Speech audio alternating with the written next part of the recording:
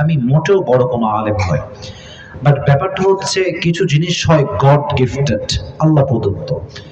মানুষ যে আমাকে ভালোবাসে, আমার বিশ্বাস এটা আমি আসিফের যোগ্যতায় নয়, একমাত্র আল্লাহ রহমত করেছে বিধায় মানুষ আমাকে ভালোবাসে, ঠিক কিনা বল? So I can not be arrogant person. আমার দ্বারা তো ইগো দেখালে চলে না। আমি যদি ভাব দেখাই, অহংকার দেখাই, এতে মানুষের মাঝে একটা বিরূপ প্রতিক্রিয়া পড়বে। আমি যে শুরুতে একটু রাগ দেখালাম যে কেন আমাকে আধা ঘন্টা বসায় রাখা হলো, এটা এই জন্য দেখাইছি, ইট ডাজন্ট মিন যে আমি খুব অহংকারী, এটা এর অর্থ এটা নয়। আমার উদ্দেশ্য হচ্ছে এটা, নেক্সট বছর যখন আবার এই প্রোগ্রামটা অনুষ্ঠিত হবে, তখন যেন কোনো বক্তা এখানে আমার মতো আধা ঘন্টা বসে থাকতে না হয়। এই জন্য মাঝে মাঝে প্রতিবাদ করার দরকার আছে যুবক ভাইরা, ঠিক কিনা বল? আমি কোনো অ্যারোগেন্ট পারসন নই, আমি কোনো অহংকারী মানুষ নই। আমার কথা একটা, ভালোবাসা দিয়ে সেই কাজ করা যায় যে কাজ ধমক দিয়ে করা যায় না, ঠিক কিনা বল? সো ভালোবাসা দিয়ে গোটা বিশ্বটাকে অর্জন করতে হবে, গোটা বিশ্বের মানুষের ভালোবাসা অর্জন করতে হবে। আল্লাহ আমাদের সবাইকে অহংকার মুক্ত জীবন দান করুন, সকলে পড়া আমিন। আজকে এই প্রোগ্রাম আদর্শ যুব সমাজ পুকুরিয়া, শিয়ালকোল, ভুয়াপুর, টাঙ্গাইলের উদ্যোগে আজকে প্রোগ্রামটা আয়োজিত ইসলামী মহাসম্মেলন। আজকে এই প্রোগ্রামে আমাদের সভাপতি রয়েছেন মাওলানা মুহাম্মদ ফজলুর রহমান তালুকদার, সহকারী মৌলভী, ভুয়াপুর ফাজিল মাদ্রাসা। আমাদের ওস্তাদ, আমাদের মুরব্বী, আমাদের হুজুর কি আসছেন বা আসছিলেন? আসছেন, বাহিরে গেছেন। আচ্ছা, আল্লাহ হুজুরকে নেক হায়াত দান করুন, সকলে পড়া আমিন। তোমরা আমিন কও না কেন বাবা, কি সমস্যা? সবাই আমি দেখি কিন্তু, ঠিক আছে, ফাঁকি মারার কোনো ওয়ে নাই কিন্তু। এদিকে আছে নাকি কেউ? মাশাআল্লাহ, এভরিওয়ান ইজ ইয়াং, মাশাআল্লাহ। এদিকেও সব যুবকরা বসে আছে, সকলে পড়া আমিন। আজকে এই প্রোগ্রামে আপনারা আমাকে প্রধান মেহমান রেখেছেন, শুকরিয়া, জাযাকুমুল্লাহ খায়ের।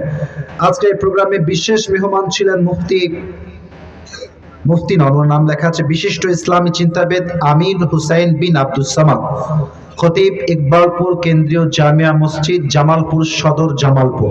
অনেক সুন্দর কথা বলেছেন, ওনার কথা অনুযায়ী আমাদের সবাইকে আমল করার তৌফিক দান করুন। আরো কথা বলেছেন মুফতি সুলতান মাহমুদ, খতিব, ইমাম ও খতিব, শিয়ালকোল বটতলা জামিয়া মসজিদ। আল্লাহ মুফতি সুলতান মাহমুদ ভাইকে কবুল করুন, সকলে পড়া আমিন। আজকে এই প্রোগ্রামে প্রধান অতিথি রয়েছেন আমাদের চিফ গেস্ট জনাব ছোট মনির এমপি, মাননীয় সংসদ সদস্য, টাঙ্গাইল 2, গোপালপুর, ভুয়াপুর। উনি আসতে পারেন না, বিশেষ কাজ, উনি ঢাকাতে আছেন। উনি যে কাজ জনগণের জন্য হাজুদি করেছেন, তার সন্তুষ্টির ওসিলা হিসেবে কবুল করুন, সকলে পড়া আমিন। আমাদের এই প্রোগ্রামে আজকে বিশেষ অতিথি রয়েছেন জনাব মোহাম্মদ খন্দকার জাহিদ হাসান, কাউন্সিলর ও প্যানেল মেয়র, ভুয়াপুর পৌরসভা ও সাংগঠনিক সম্পাদক, ভুয়াপুর উপজেলা আওয়ামী লীগ। উনি আমার বামেই বসে আছেন, আমার এখানেই বসে আছেন। ওনার বক্তব্যে একটা জোশ আছে আলাদা, ঠিক কিনা বলে? শুরুতে উনি খুব নরমাল কথা বলছিলেন, মাশাআল্লাহ, দ্যাট ওয়াজ রিয়েলি কুল, একদম নরম মেজাজ ঠান্ডা। উনি শেষে গিয়ে বোঝালেন যে নেতারা শুধুমাত্র নরম বক্তব্য নয়, গরম বক্তব্যটা দিতে পারে, ঠিক কিনা বলে?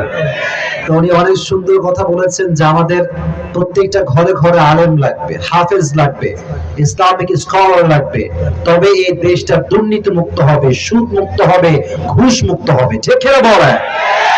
আমাদের প্রিয় ভাই, আমাদের বিশেষ অতিথি জনাব মোহাম্মদ খন্দকার জাহিদ হাসান, আল্লাহ ওনাকে নেক হায়াত দান করুন, সকলে পড়া আমিন। এবং উনি বক্তব্যের মাঝে যে কথাগুলো উপস্থাপন করেছেন, অত্যন্ত সাবলীল ভাষায় চমৎকার ভাবে উপস্থাপন করেছেন। আল্লাহ আমাদের সবাইকে সেই কথাগুলো মানা এবং বোঝা তৌফিক দান করুন, সকলেই পড়া আমিন।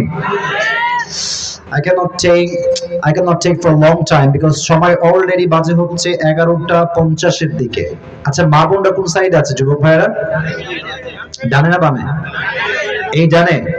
এটা কি মাঠ নাকি এরকম? আর একটু সামনে। আচ্ছা, মা বোনরা যদি এসে থাকেন, প্রত্যেকটা মা বোনকে আমার পক্ষ থেকে দোয়া এবং ভালোবাসা। প্রত্যেকটা মা বোনকে আল্লাহ তাআলা খাদিজার চরিত্রবান হওয়ার তৌফিক দান করুন। এই চিপটা লোক তো দেখছি, মাশাআল্লাহ। আমিন কম না কেন রে ভাই? কি মা বোনদের শত্রুতা আছে নাকি আমাদের? আমি আবারও দোয়া করছি মা বোনদেরকে আল্লাহ তাআলা খাদিজার চরিত্রে, ফাতেমা রাদিয়াল্লাহু তাআলা আনহার চরিত্রে এবং পরিপূর্ণ পর্দাশীল নারী হিসেবে কবুল করুন। আমিন। আমি একটা কথা জিজ্ঞেস করতে চাই, টাঙ্গাইলের মানুষই কোরআনকে ভালোবাসে?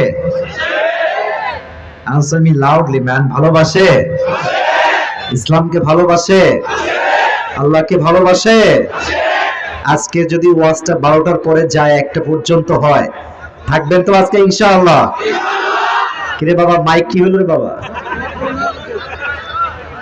কারেন্ট নাই? আচ্ছা ওয়েট ওয়েট, হবে হবে, হয়ে গেছে। মাশাআল্লাহ, সবাই বলেন মারহাবা। আমি আজকে আমার সাউন্ড যা ছিল অ্যাজ ইট ওয়াজ বিফোর, আগের মতো দিবেন, আগের মতো, আগেরটা পারফেক্ট ছিল। বেজ এইটা দুইটা সমান বেজ রাখবেন। ভুটভুটে যাওয়ার টাইম পায় না, তাই না?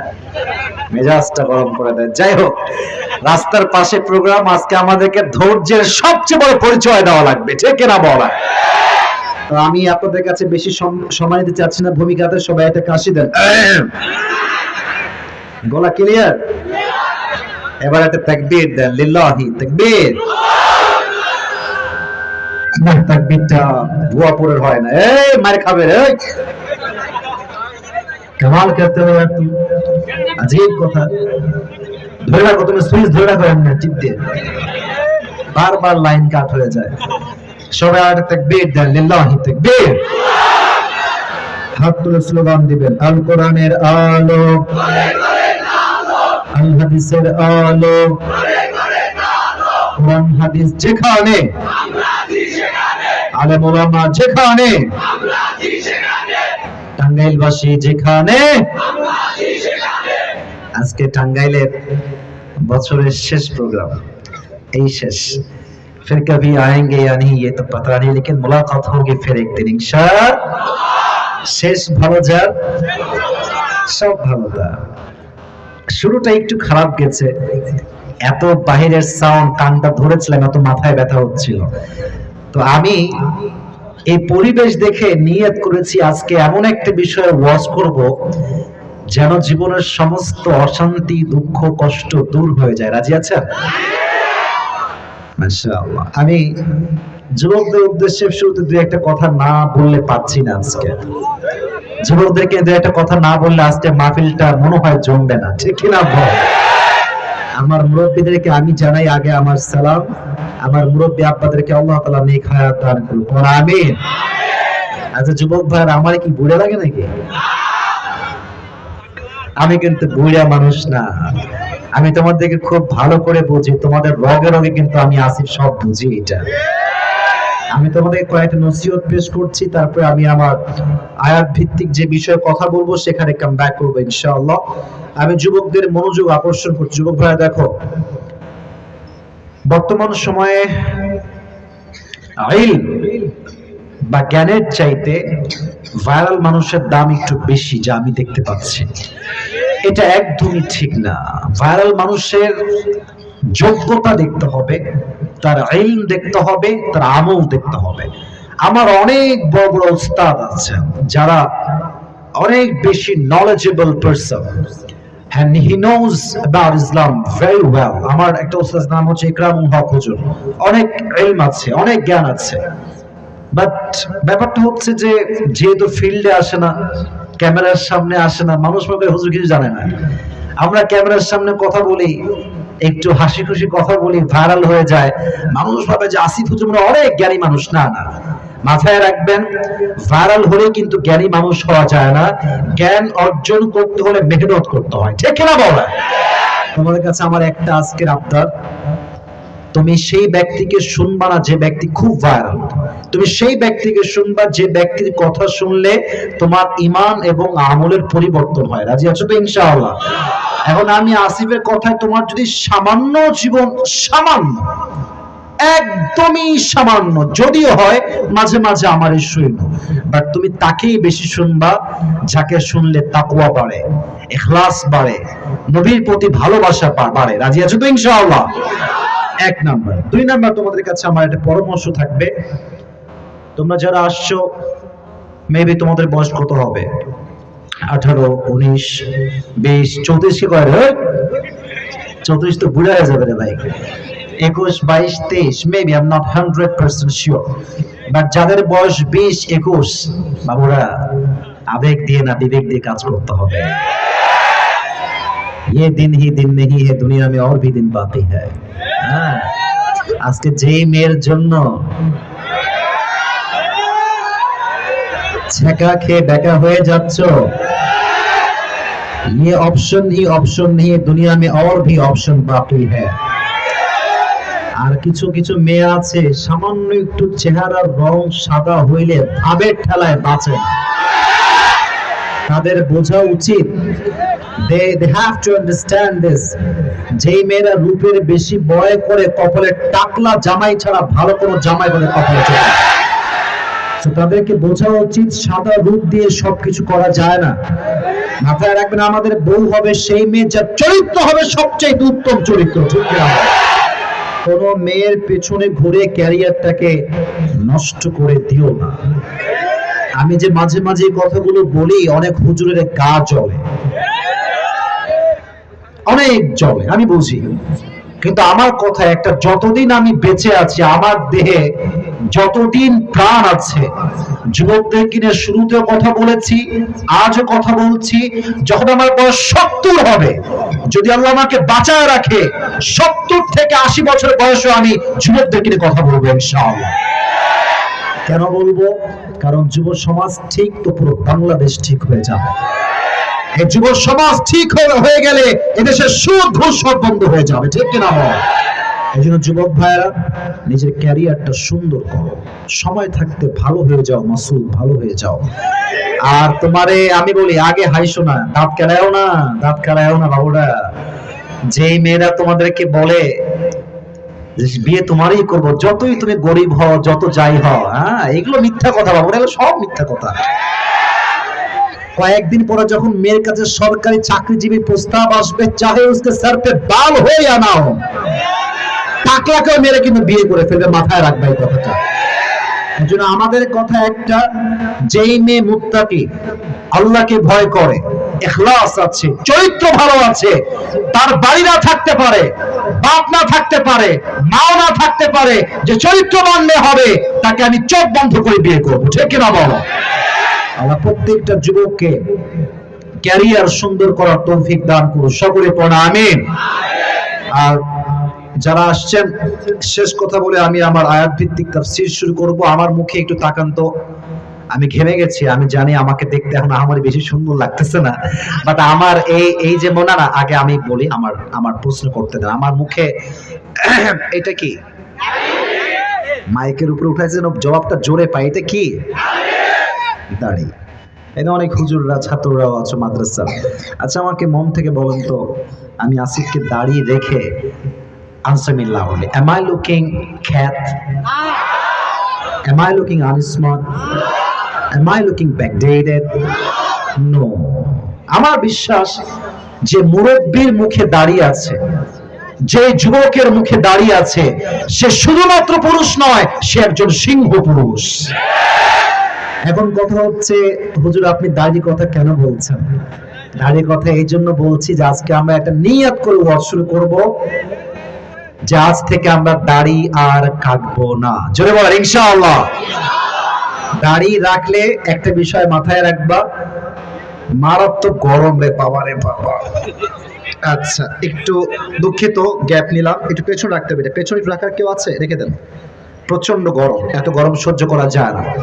দাড়ি রাখলে একটা লাভ হবে, চরিত্রহীন সব মেয়েগুলো তোমার থেকে 14 হাত দূরে দূরে পালিয়ে যাবে। আর দাড়ি রাখলে তোমাকে সেই মেয়ে বিয়ে করবে যে ইসলামকে, কোরআনকে মন থেকে ভালোবাসে, ঠিক কিনা বলো?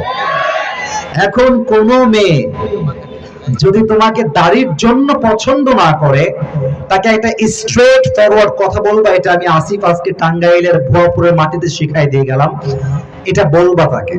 কারণ সব জায়গায় চুপ থাকলে বোবা শয়তান তুমি হয়ে যাবা, মাঝে মাঝে সিংহের মতো গর্জনে প্রতিবাদ তোমাকে করতে হবে, ঠিক কিনা বলো?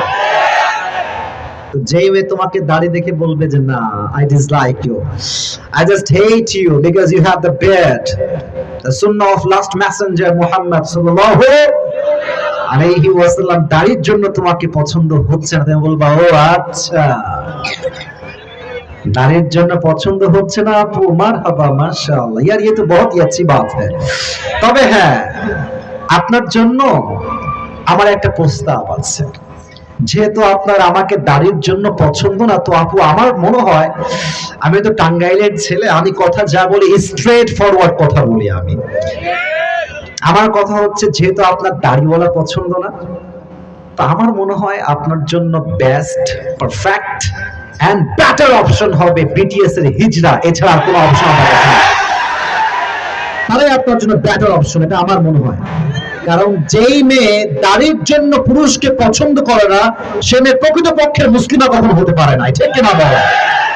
এই জন্য কোনো মেয়ে দাড়ির জন্য অপছন্দ করলে প্যারা নেওয়ার কোনো দরকার নেই। আরে আমার কথা স্পষ্ট, যে আমাকে দাড়ির জন্য বিয়ে করবে না, সে তো আমার বউ হওয়ার কোনো যোগ্যতাই রাখে না।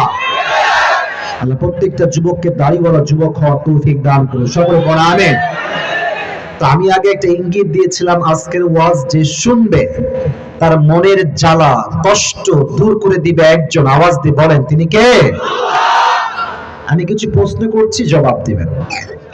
এখানে আমরা যুবকও আছি, মুরব্বীও আছি, আনম্যারিড আছি, ম্যারিডরাও আছি। আমাদের সকলের জীবনে একটা কষ্ট দুঃখ আছে না নাই? আপনারা এখনো কথা বলছেন না? আবার everyone please answer me loudly, দুঃখ কষ্ট আছে না নাই? আছে। আমাদের জীবনে অনেক রকম অভিযোগ আছে না নাই? দেখেন, এই পৃথিবীতে সফলতা অর্জনের সবচাইতে বড় মাধ্যম হচ্ছে সবর তথা ধৈর্য। সবর তথা ধৈর্য। আজকে সংক্ষিপ্ত সময়ে কোরআন থেকে আমরা যে বিষয়ে তাফসীর শুনবো, এটার নাম হচ্ছে সবর বা ধৈর্য। এবং আমি আমার আলোচনার শুরুতে একটা অ্যানাউন্সমেন্ট দিচ্ছি, বহুদিন যাবত পুরস্কার দেওয়া হয় না। তো দেখি টাকা পয়সা আসলে আছে কিনা, নাকি নাই। বেশি একটা নাই, পকেটে আরো কিছু টাকা আছে, সমস্যা নাই। তো যারা আমার ওয়াজটা আজকে মনোযোগ দিয়ে শুনে শেষে গিয়ে পয়েন্টগুলো মুখস্থ বলতে পারবেন, তার জন্য আমার পক্ষ থেকে একটা স্পেশাল পুরস্কার থাকবে। রাজি আছেন? তাহলে এবার সকলে আপনাদের বুকে হাত রাখেন। Everyone please put your hand on your heart, বুকে। আমি যা বলি আমাকে ওয়াদা করেন। সবাই এক বাক্যে ডাক দিয়ে বলেন হুজুর। টাঙ্গাইলের সন্তানদের আওয়াজ তো কাপুরুষের মতো নয়, বীর পুরুষের মতো হওয়া লাগবে, ঠিক কিনা বলো? মন থেকে বলেন সবাই, হুজুর আমরা ওয়াদা করছি আপনার তাফসীর শেষ পর্যন্ত শুনে তারপরে আমরা দোয়া করে বাসায় যাব। এই হাত তুলে সকলেই বলেন ইনশাআল্লাহ। এবার হাত নামান, এটা চালাকি করলাম নাকি? দেখা যাক এবার কে ওঠে। আমার আগের যিনি বক্তা ছিলেন তিনি একটা হাদিস বলেছেন, আমি হাদিসটা আবারও রিপিট করছি, লা ঈমানা লাহ লিমান লা আমানা লাহ। যার কথা ঠিক নাই তার ঈমানের ঠিক নাই। এখন আপনি আপনার ঈমানকে ঠিক রাখবেন কি রাখবেন না, the decision is totally yours, সিদ্ধান্ত আপনার। ঈমানটা ঠিক আজকে আমরা সবাই রাখবো তো ইনশাআল্লাহ? তাহলে আসুন আমাকে জবাব দিবেন সকলেই মন খুলে। আজকে আলোচনার মূল বিষয়বস্তুর নাম কি? ধৈর্য। বলেন সবাই, এটার নাম কি? সবর হচ্ছে, দিস ইজ অ্যারাবিক ওয়ার্ড, আরবি শব্দ। এর বাংলা হচ্ছে ধৈর্য। ইংরেজিতে ধৈর্যকে বলা হয় পেশেন্স, এটাকে বলা হয় ইংরেজিতে ধৈর্য। আজকে আমরা ধৈর্য নিয়ে কথা বলবো। মাথায় রাখবেন, ধৈর্য এটা এমন একটা গুণ যেটা যেই ব্যক্তি জীবনে ধারণ করেছে সে কখনো পরাজিত হয় নাই। ধৈর্য এমন একটা গুণ, যে গুণকে আল্লাহ তাআলা এমন এক তীর বানিয়েছেন যে তীর কখনো তার লক্ষ্য ভ্রষ্ট হয় না। এমন একটি দুর্গ বানিয়েছেন যা কখনো ধ্বংস হয় না। ধৈর্য এবং সফলতা হচ্ছে দুইজন সহোদর ভাইয়ের মতো। যে ধৈর্যশীল হবে তার সফলতা দুনিয়ার কোনো মানুষ আটকে রাখতে পারবে না, ঠিক কিনা বলেন? আসুন ধৈর্য নিয়ে আল্লাহ কি বলেন আমরা জেনে নেই। আল্লাহ তাআলা বলছেন সূরাতুল বাকারা 153 নম্বর আয়াত। Allah says in this ayah, يا أيها الذين آمنوا استعينوا بالصبر والصلاة. O you who believed, seek help with patience and prayer. আল্লাহ তাআলা বলছেন, হে ঈমানদাররা, আল্লাহর কাছে সাহায্য চাও দুইটা জিনিস দিয়ে। এক, বিসবরি, ধৈর্যের দ্বারা। দুই, ওয়াসসালাত, নামাজ দ্বারা। বলেন তো কয়টা জিনিস পাইছি আমরা? আরো জোরে, কয়টা? এক হচ্ছে ধৈর্য, দুই হচ্ছে নামাজ। সেকেন্ড অংশ আয়াতের আল্লাহ তাআলা বলছেন, ইন্নাল্লাহা মা'আস Saverin. Indeed, Allah subhanahu wa ta'ala is with those who are patient. আল্লাহ বলছেন, আমি তাদের সাথেই আছি যাদের হৃদয়ে ধৈর্যের গুণ আছে। সুবহানাল্লাহ পড়বেন না আপনারা সবাই? যার হৃদয়ে ধৈর্যের গুণ আছে আল্লাহ তার সাথেই আছে। আরেকটি আয়াত, ইয়া আইয়ুহাল্লাযীনা আমানু ইসবিরু ওয়া সাবিরু ওয়া রাবিতু ওয়াত্তাকুল্লাহা লাআল্লাকুম তুফলিহুন।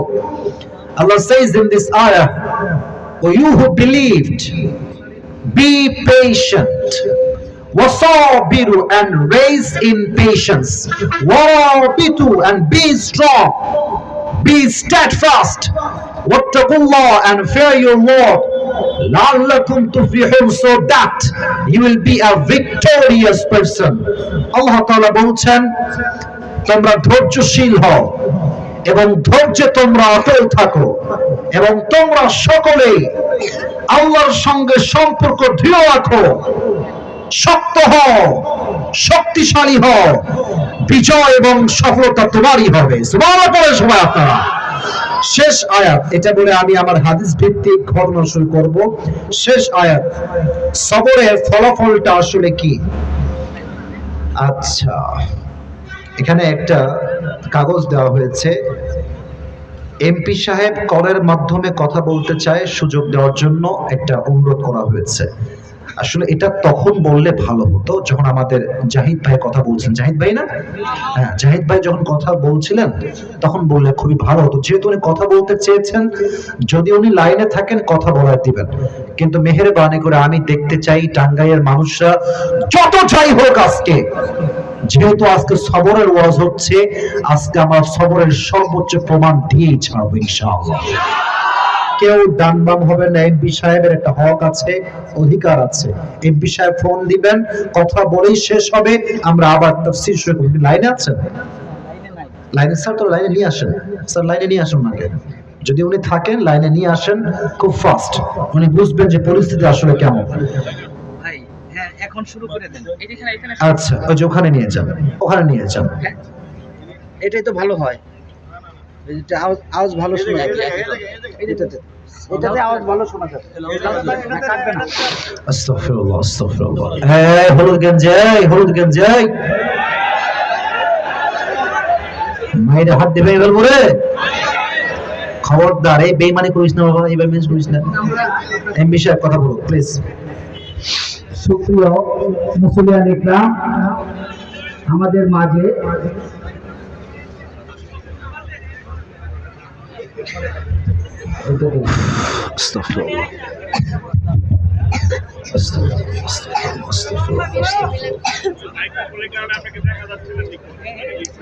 আচ্ছা আচ্ছা, ঠিক আছে, সমস্যা নেই, ওঠাও দেখা যাবে, সমস্যা নেই।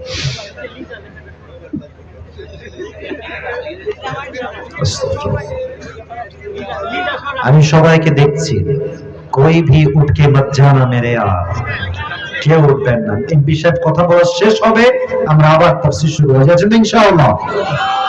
Please call in first, please please, খুব দ্রুত।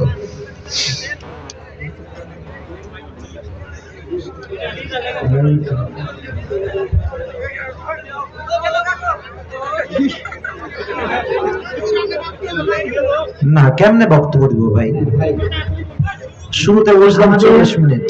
আমাদের আজকের মাহফিলে প্রধান অতিথি এই ভুয়াপুরের গোপালপুরে গণমানুষের নেতা, আমাদের মাননীয় জাতীয় সংসদ, যার দুটি কথা শোনার জন্য আপনারা অধীর আগ্রহে বসে আছেন। আমরা একটু বিয়াদবি করলাম। আমাদের মাননীয় জাতীয় সংসদ জনাব তানভীর হাসান ছোটমণি এখন আপনাদের মাঝে বক্তব্য রাখবেন। জনাব তানভীর হাসান ছোটমণি, মাননীয় জাতীয় সংসদ সদস্য। দিছি, জি হ্যাঁ দিছি, লাইনে দিছি। এটা হচ্ছে যুব সমাজের উদ্যোগে, শেয়ার করুন। না না, এটা যুব সমাজের উদ্যোগে, জি শেয়ার করুন। আসসালামু আলাইকুম। সম্মানিত আজকের এই সম্মানিত সভাপতি, সম্মানিত সকল অতিথিবৃন্দ, সম্মানিত আয়োজক কমিটি, এই যুব সমাজের পক্ষ থেকে সকল নেতৃবৃন্দ, আমার শ্রদ্ধেয় সকল মুরব্বিয়ান, পর্দার এবং মা বোনেরা, সকলকে আমি আমার পক্ষ থেকে শুভেচ্ছা জানাচ্ছি।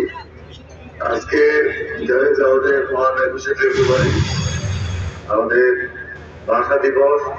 এই দিবস উপলক্ষে সারা বাংলাদেশে আমাদের শহীদদের প্রতি শ্রদ্ধা জানিয়ে সারা বাংলাদেশে অনুষ্ঠান অনুষ্ঠিত হচ্ছে। যে কারণে আপনাদের এখানে আমরা আপনাদের যারা আয়োজন করেছেন নিজ দায়িত্বে বসায় তারা অত্যন্ত ভালো